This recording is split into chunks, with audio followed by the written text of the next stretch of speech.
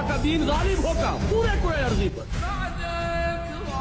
اس کی خبر دی ہے محمد الرسول اللہ صلی اللہ علیہ وسلم. انہوں نے فرمایا ہے کہ پورے کرۂ ارضی پر کوئی گھر نہیں رہے گا، نہ اینٹ اور گارے کا بنا ہوا، نہ اونٹ کے بالوں سے بنے ہوئے کمبلوں کا بنا ہوا کوئی خیمہ رہے گا جس پہ اللہ کا دین داخل ہے.